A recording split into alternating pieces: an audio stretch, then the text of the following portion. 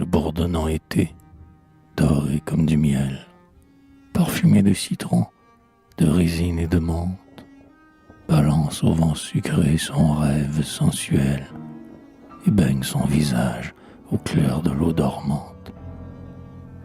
Les pesants papillons alanguis les fleurs, le cytise odorant et la belle mélisse infusent doucement dans la grande chaleur. Le soleil joue et lui sur les écorces lisses. Les branches des sureaux et des figuiers mûris s'emplissent du remous des abeilles fidèles.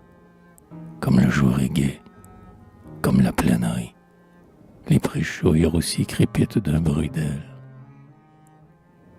Voici qu'on voit venir, le soleil sur les yeux, la petite Bito, la danseuse au crottal. La blancheur du chemin plaît à ses pieds joyeux, que la poussière brûle au travers des sandales. Son voile est de lin vert, comme un nouveau raisin. Sa robe est attachée à son épaule frêle. La beauté du matin enorgueillit son sang, et son cœur est content comme une sauterelle. Ses boîtes de parfums et son petit miroir font un bruit de cailloux au fond de sa corbeille. Elle danse en marchant et s'amuse de voir des bords de chaque fleur s'envoler des abeilles. Ah, Bito, quel désir mène tes pieds distraits aux dangereux sentiers de la campagne ardente. D'invisibles ros habitent les forêts et des poisons subtils montent du cœur des plantes. Retourne te mêler aux travaux du matin, car l'heure de midi promptement s'achemine.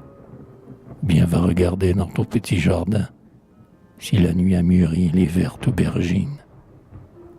Mais, rieuse et nouant ses deux mains à son cou, Bito n'écoute pas les prudentes paroles. Le vengeur s'enroule autour de ses genoux et fait un bruit soyeux comme un ruban qui vole. Le baume végétal qui flotte dans l'air bleu enduit d'un miel léger son âme complaisante. Elle vient, au travers des épis onduleux, s'asseoir près d'un étang où rêve l'eau luisante.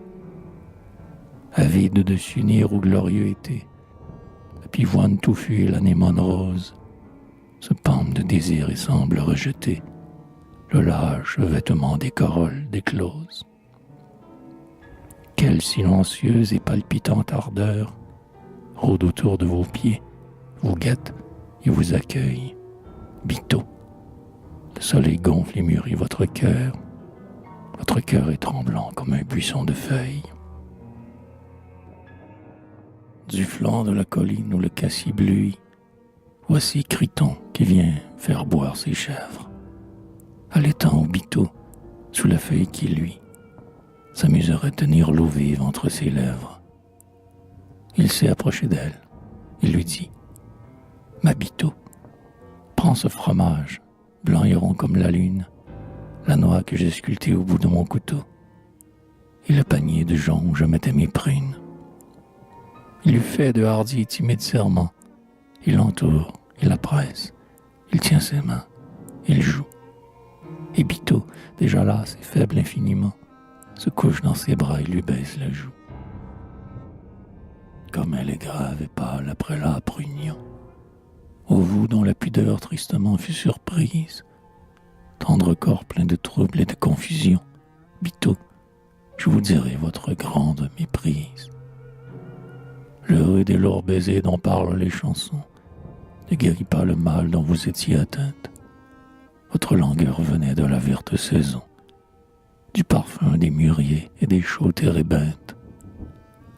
Pensant vous délasser d'un tourment inconnu qui vous venait des champs, des feuilles, de la terre, vous avez sans prudence attaché vos bras nus au cou du chevrier dont l'étreinte est amère.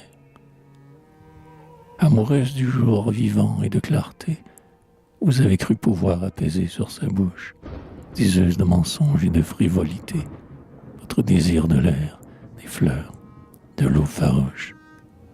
Sentant que votre cœur, si lourd et si dolent, pesait à votre sein comme un nid aux ramures, vous avez cru qu'aux mains du berger violent, il pourrait s'effeuiller comme une rose mûre. Ah, Bito, quelle ardeur et quelle volupté, aurait donc pu guérir votre malaise insigne. L'amant que vous vouliez, c'était le tendre été, saturé d'aromates et de l'odeur des vignes.